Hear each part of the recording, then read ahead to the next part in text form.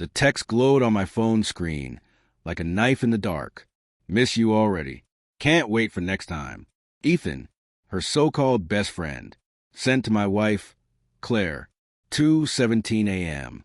I froze in the dimly lit kitchen, the hum of the fridge suddenly deafening. My thumb hovered over the glass, my heart pounding so hard it felt like it might crack my ribs. Claire had left her phone on the counter, unlocked. A rare slip for someone who guarded it like a diary. I wanted to believe it was nothing, just a friendly late-night text. But the words burned, each one a splinter under my skin. 7 years of marriage, shared coffee mugs, late-night Netflix. Her laugh, bright, contagious, the kind that made strangers smile. Ethan had been in her life since college. I never minded him. The easy grin, the quick wit, the way he brought craft beer and stories that made Claire's eyes light up.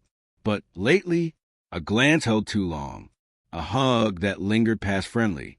When I mentioned it last week, her face twisted. You're so insecure, Mark. He's like my brother. Stop making it weird. Now, standing in the kitchen, I scrolled up weeks of messages.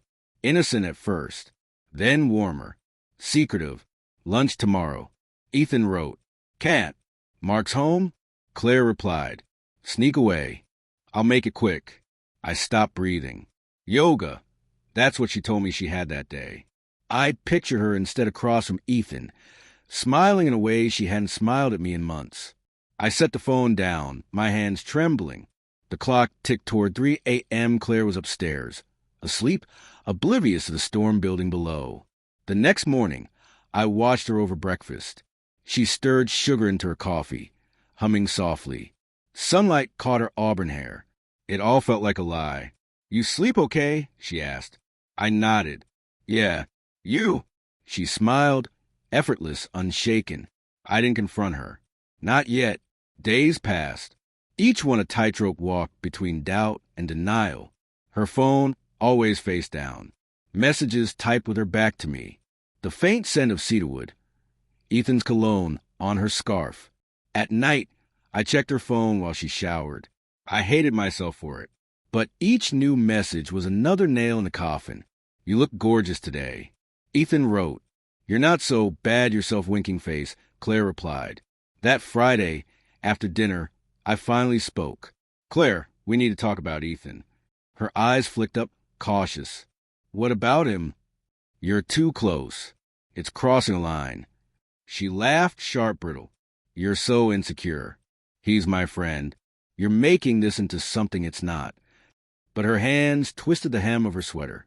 And I saw it, the flicker of guilt. Then why is he texting you at 2 a.m.? Why is he saying he misses you? Her face paled. Then anger. You went through my phone? That's low, Mark. Don't turn this on me. You're lying. You're sneaking around with him. I'm not sneaking. You're blowing this out of proportion. Her voice cracked. Over the next week, the truth unraveled. A coffee receipt for a place she swore she hadn't been. A phone call, her voice low, promising Ethan she'd figure out. I followed her one afternoon, saw them on a park bench, her head resting on his shoulder. Not an affair. Not yet, but a betrayal all the same. That night, I asked the question I dreaded most. Do you love him? She looked away. Tears. I don't know. I love you, but he gets me in a way you don't. Her words sliced through 7 years of vows. I moved out the next day. A month later, I sat in a dim bar, nursing a whiskey when my phone buzzed. Claire, I'm sorry. I ended things with Ethan. Can we talk? I stared at the screen, my chest a battlefield of hope and hurt. Then another buzz. Unknown number. A photo loaded. Claire and Ethan laughing in a car. Her hand on his thigh. Timestamp an hour ago. She's lying to you again. My glass slipped, shattering on the floor. The noise of the bar faded until all I could hear was the echo of my breaking heart. She hadn't chosen me. Not fully. And the cruelest twist? The betrayal wasn't just hers. It was mine. For believing love could ever be enough.